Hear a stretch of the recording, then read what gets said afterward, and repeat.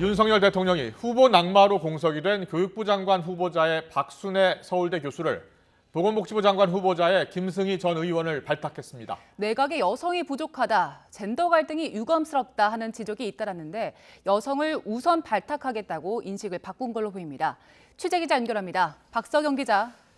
네, 용산 대통령실입니다. 네, 윤 대통령이 오늘 장관 등 3명의 인선을 발표했는데 모두 여성이 낙점됐네요. 네, 윤 대통령은 사회부총리 겸 교육부 장관에 박순애 서울대 교수를 발탁했습니다. 대통령실은 박 후보자가 공공행정 전문가로 교육행정 비효율 개선은 물론 인수위원을 역임한 만큼 새 정부의 핵심 국정과제 실현을 이끌 적임자라고 설명했습니다. 안철수 전 인수위원장은 오늘 CBS 라디오에 출연해 본인도 인사 추천에 참여했다고 밝혔는데요. 박 후보자는 안철수계로 분류됩니다. 보건복지부 장관에는 김승희 전 의원이 낙점됐는데요.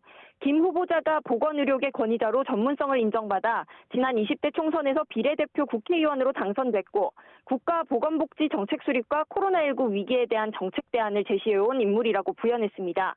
윤 대통령은 또 식품의약품안전처장도 지명했는데 마찬가지로 여성인 오유경 서울대 약학대학 학장이 내정됐습니다.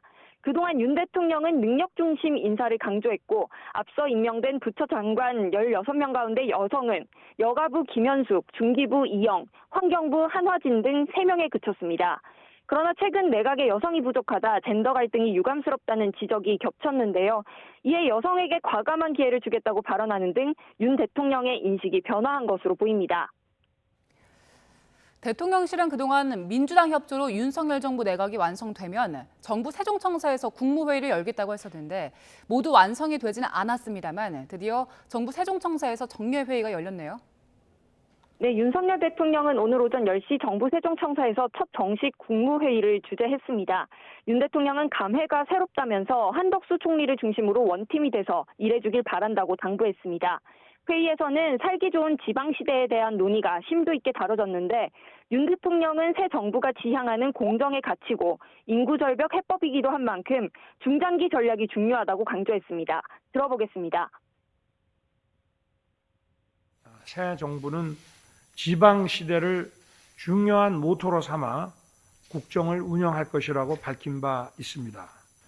어느 지역에 살든 상관없이 우리 국민 모두는 공정한 기회를 누려야 합니다. 이것은 새 정부가 지향하는 공정의 가치이기도 합니다.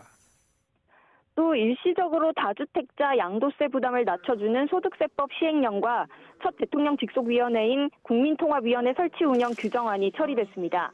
국무회의가 열리기 직전에는 국무위원 등에 대한 임명장 수여식도 진행됐고 국무회의를 마친 뒤에는 직원들을 격려차 방문하기도 했습니다. 오늘 국무회의에는 한덕수 국무총리를 비롯해 18개 부처 장관 가운데 교육부 복지부 장관 후보자를 뺀 16개 부처 장관이 모두 참석했습니다.